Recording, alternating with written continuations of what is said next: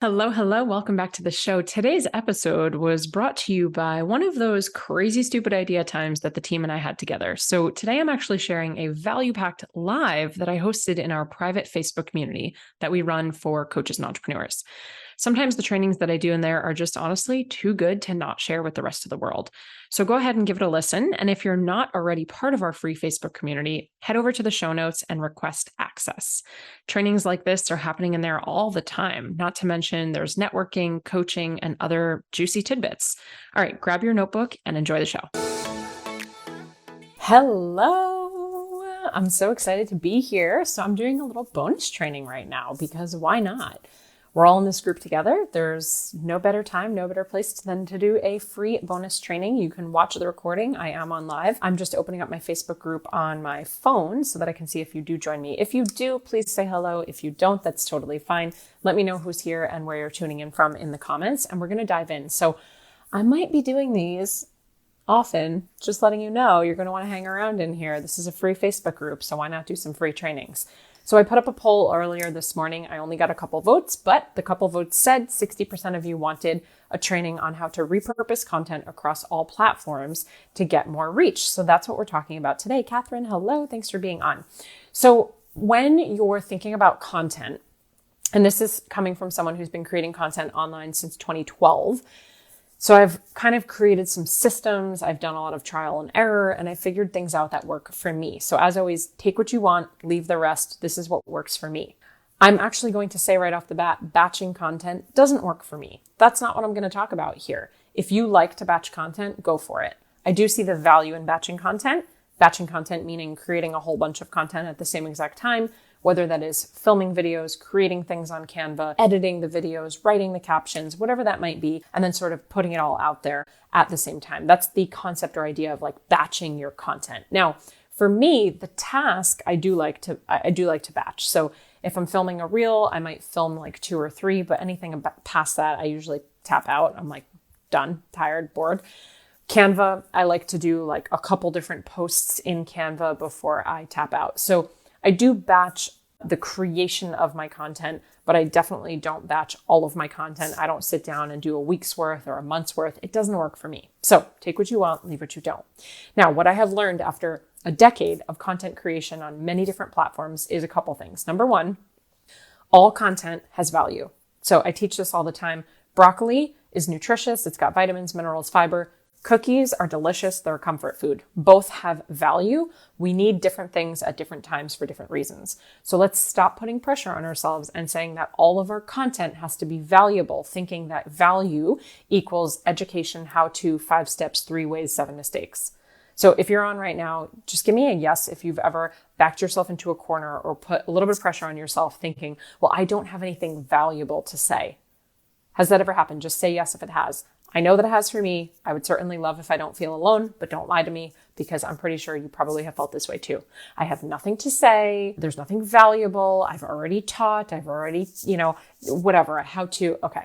So all content has value. True or true? Have you ever been scrolling? Maybe when you shouldn't have been, but you're scrolling and all of a sudden you see a cat meme and you laugh out loud, or you see a quote tile that you feel inspired by, or that you want to share, or that you want to save, or you're going through and you see a recipe that you want to try tomorrow for dinner, or you see something that quite frankly pisses you off and is super polarizing and you disagree with it, or it's myth busting, or you find something and you're like, oh man, that just made me smile. Like Jay Shetty. I feel like Jay Shetty always shares like, I just want to smile when I see that stuff, right? It's like a dog helping a cat get out of the water. It's like holding it by its neck and he's pulling out of the water so it doesn't drown. You're like, oh man, I love that. All content has value.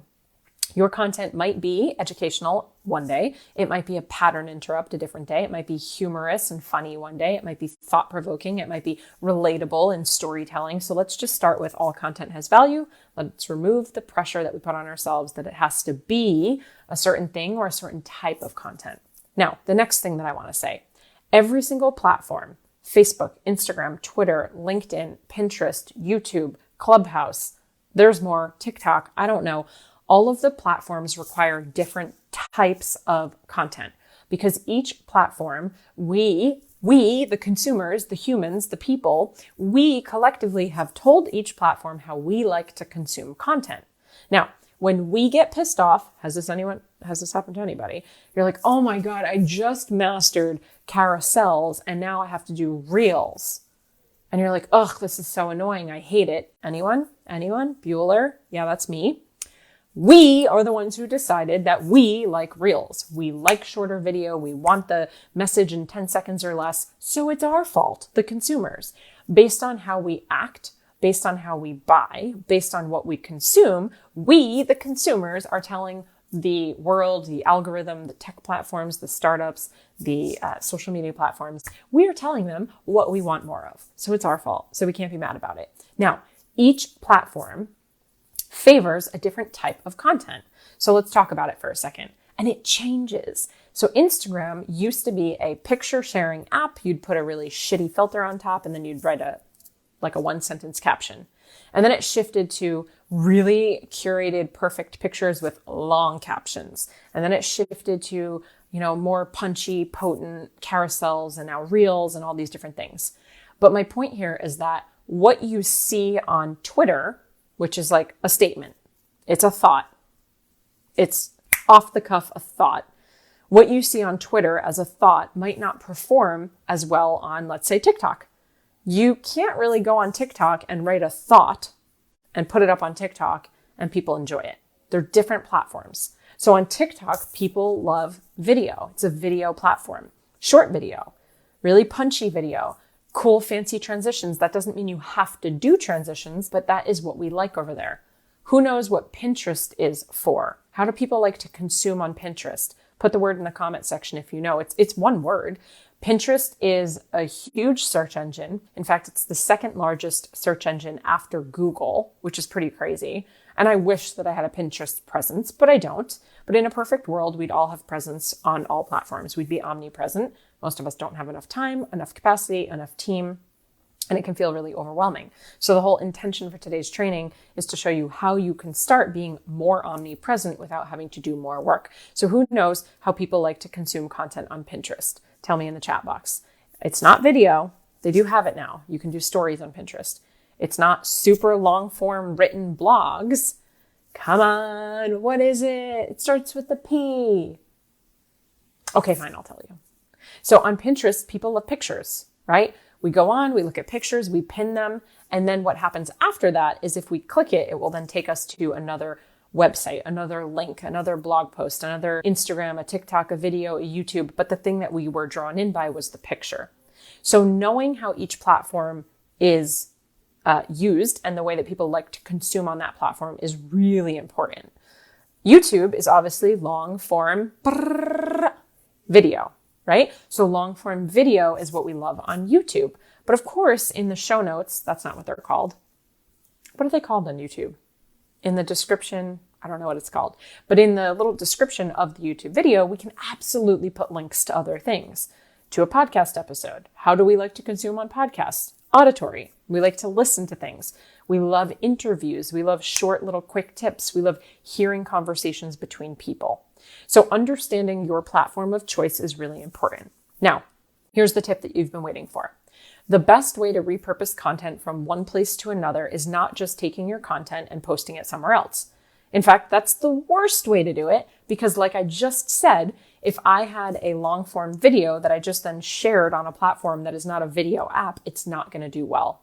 If I took a really long form post, a caption or an email, and I popped it over to somewhere like Twitter, which is a short, punchy thing, it's not going to do well. In fact, I might not even have enough characters where I'm allowed to do that. So taking a piece of content and putting it different places is not repurposing. It's not. Repurposing is taking your concept, taking your theory, taking your idea, your philosophy, or your message, and putting it into different platforms by the way that that platform is desired to be consumed. So the best way to do it, you ready? Here's your $1 million answer. You better be taking notes. The best way to repurpose content is to start with long form content. Now, I see long form content as a couple different things. Number one, a podcast episode. Long form. I'm talking for a half hour. I'm interviewing someone for 40 minutes. It's a lot of content, long form content. Podcast episode. Another one would be a YouTube long, that's what it's called, So YouTube long is a longer video, longer than 5 minutes, where maybe it is 5 minutes, but longer, where you're teaching, you're talking. Again, all content has value, but you're taking someone even through your daily vlog, right? That's super popular on YouTube. Long form content is a podcast, is a YouTube video, or a long blog, which also could be a long email. So long written form. So we have long audio in a podcast, which can be transcribed to written. We have long video for YouTube, which also could be transcribed to written. And then we have long written, which actually could be transcribed to audio or video. But the long written is in the form of either an email or a blog post. So we have 3 main long form pieces, and I wish I had my whiteboard, but I don't. Does that make sense? There's 3 places that we typically create long form content: podcast audio, YouTube video, or just video. It doesn't even have to live on YouTube. It could just be a long video, like in a training that you did inside of a coaching program in your portal, long form video, and then long form written, which is typically a blog or an email. Okay, so we've got our buckets up here, our long form content. Now, the best thing to do in order to repurpose is always start with the long form first. So I get out my idea, I get out my theory, I teach my method, I give my philosophy, I bust this myth, I give a story in long form content. Once I've created it in the long form content, then I'm going to break it down and I'm going to pull a piece out of it to create short form content, shorter form content.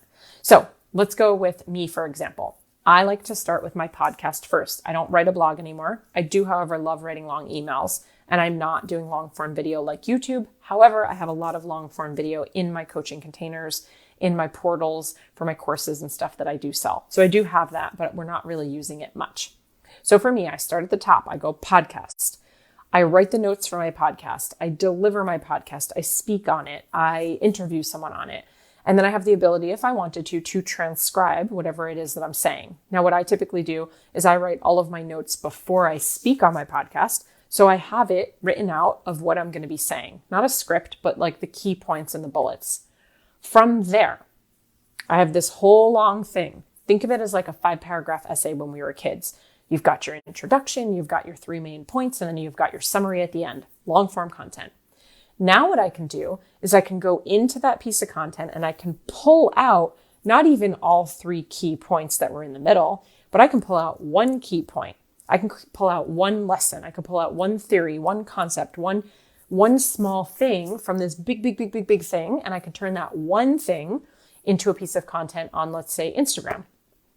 And so now I'm taking this first bullet, right? Paragraph number 2, where it's like the first thing I'm teaching you or showing you or talking about. And I can just take that piece and I can turn that into a reel. I can turn it into a carousel. I can turn it into a hard post. Just one of it, right? And then I can go 1 level deeper and I go in here and I pull out 1 sentence, 1 quote, and I can go post that somewhere else, like Pinterest. Or I can make a cute graphic, or I can post it on Twitter as a quote, or I can post it on LinkedIn as a concept or a theory. And so when you get really good at this, what you're able to do is you take your long form content, podcast, video, or email blog, and you take a piece of it out and you turn that into shorter content. And that might be something like Instagram, Facebook, maybe even TikTok.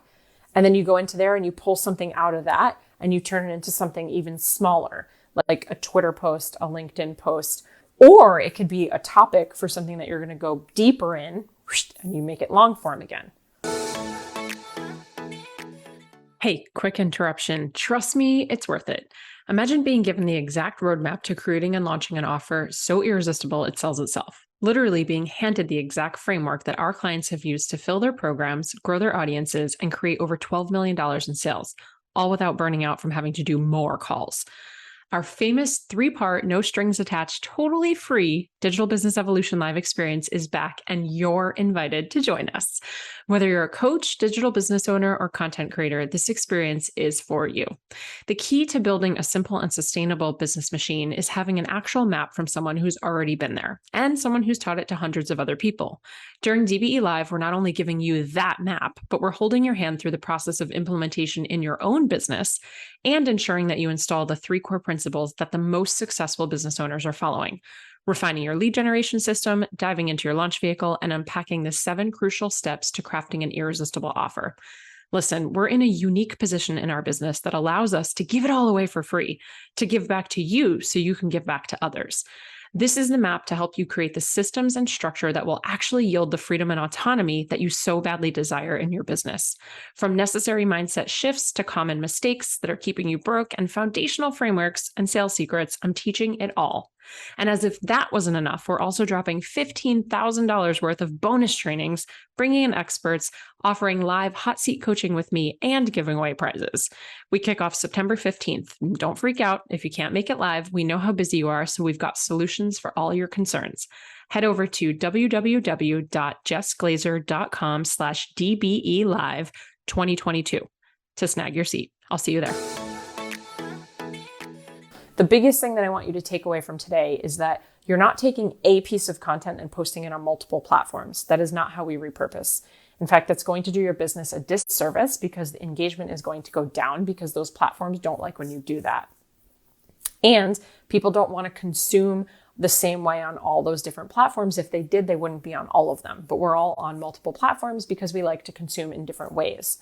So instead, start with the longest form content, then pull pieces of that content out, create almost like mid-level content or mid-level meatiness, and then pull even smaller pieces out and create smaller, punchy, one-hit wonder type of content where it's really just like a jab for somebody.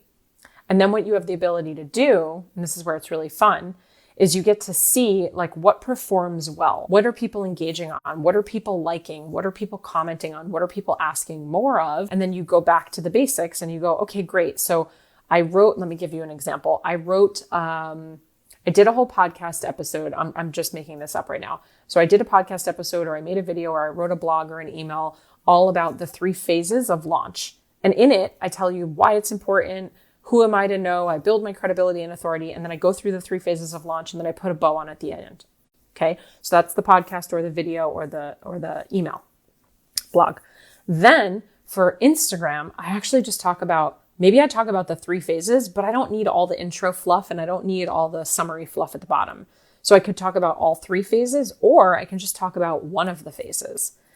And then in the smaller piece of content, I put an idea or a concept. And this is how you become a thought leader. Teach people how to think, they'll come back to learn, right?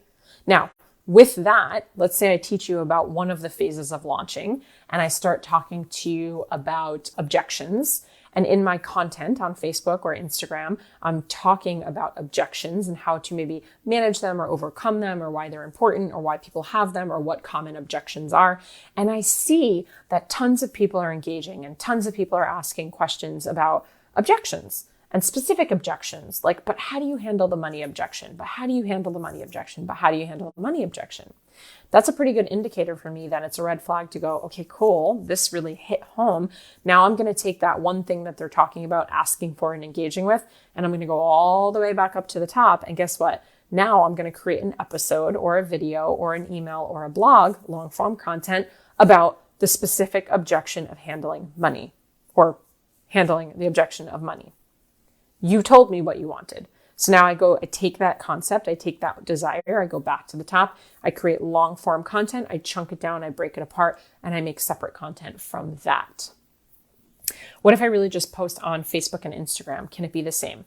I would discourage you from posting the exact same thing. So I would discourage you from posting the same thing. Again, people do not consume content the same way on different platforms. Instagram right now, people are loving short video. People are still loving carousels. Shorter captions are performing better than long captions. Facebook, you can write a long caption and people are cool with that. Facebook, people don't really want videos on Facebook. They want either a picture or just writing, or an article that you share and writing, or a podcast episode that you share and writing. So they're consuming very different. The other thing that you want to ensure that you're not doing, and some of this is like, is it a myth? The people say, I don't really know, but I would definitely shy away from, when you post on one platform, letting it also post to the other platform. So, when you get into Instagram, you go to hit a post, it's like, do you also want to post on your Facebook? I would discourage you from doing that.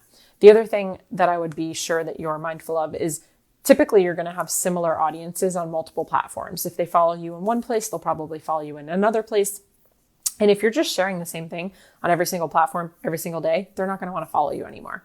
So I would tweak it and change it, just minor things, so that it's more consumable for that type of platform. Something else that you can do is simply just like change the picture. So maybe you have similar copy, it's almost the same, but you change the picture out and now it feels different.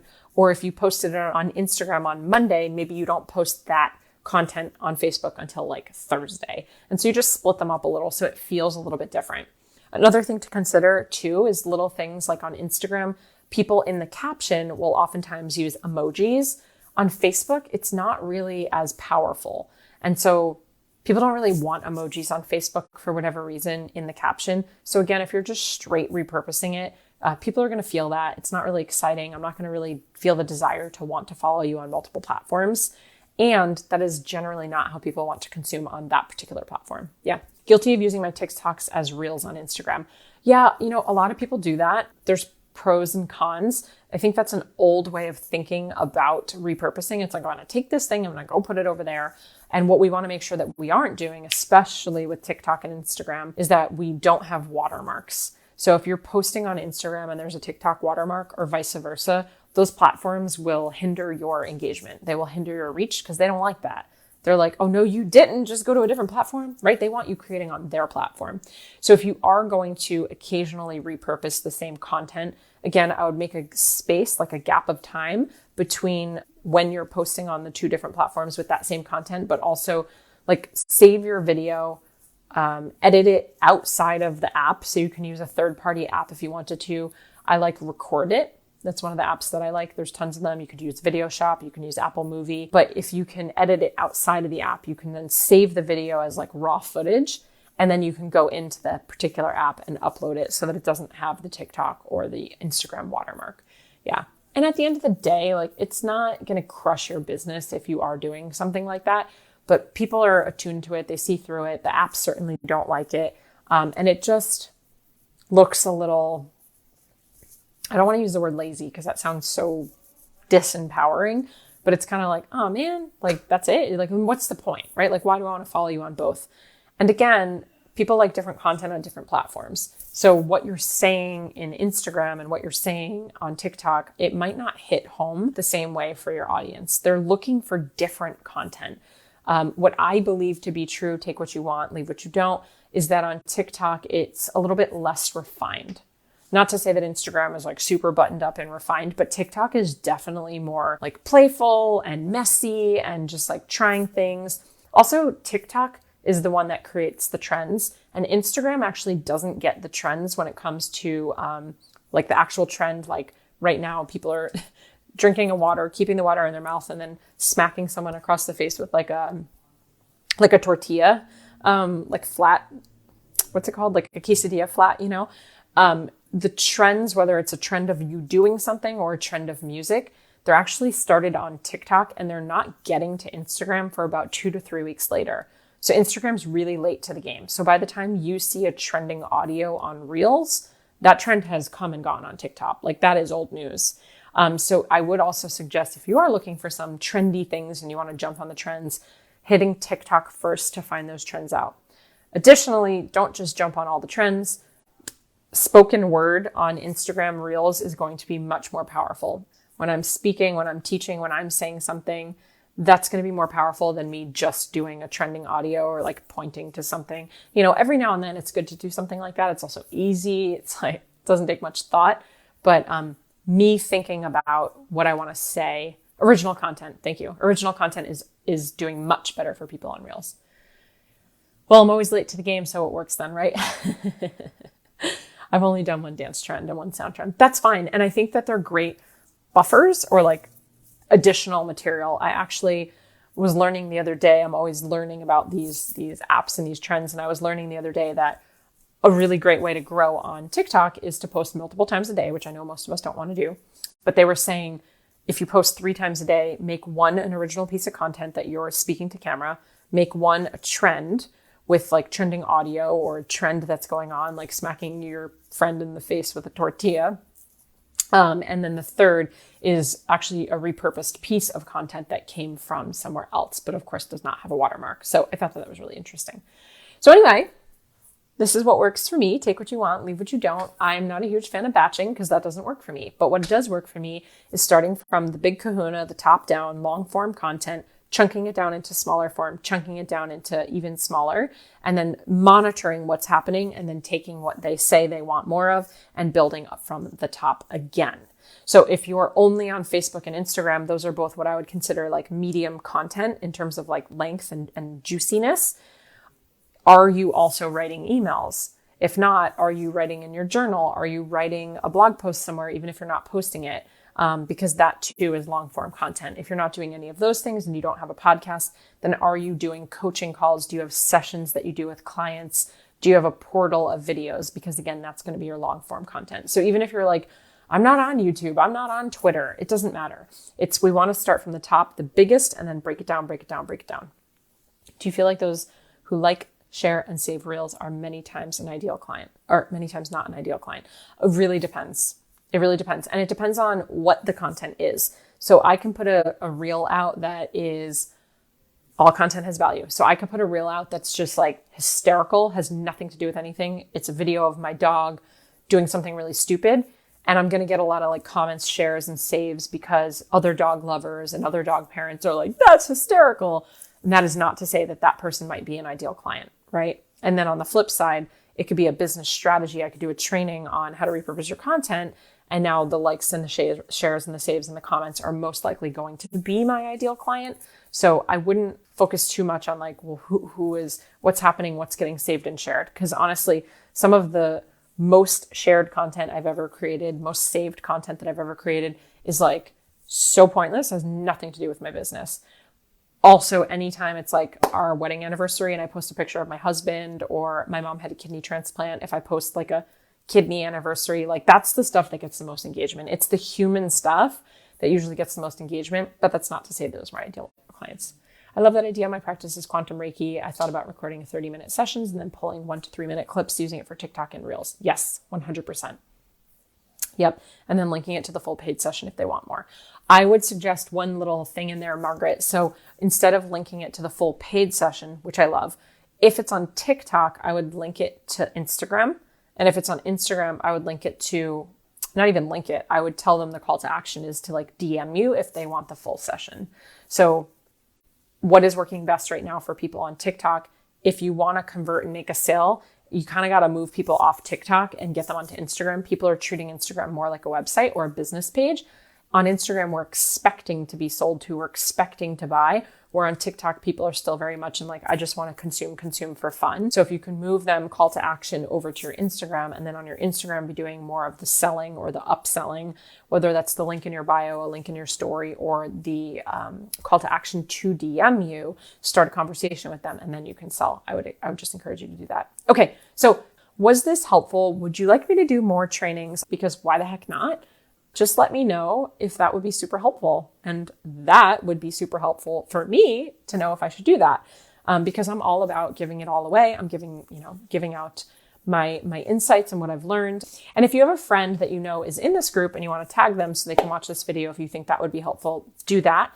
And if you have a friend who's not in this group, who you're like, yeah, my girlfriend or guy friend who is running a digital business or starting a coaching business should definitely be in this group, please feel free to invite them. And the best way to invite them is to actually just take the link like of the Facebook group, and you can just go invite your friends that way, and then they can request access and we will let them in. Cool? Okay. So I'm thinking weekly trainings, because why not? All right. Well, thank you so much for being here. I'll see you next time. Thank you so much for tuning in. If you loved this episode, I invite you to be a part of our ripple effect and share it with a friend.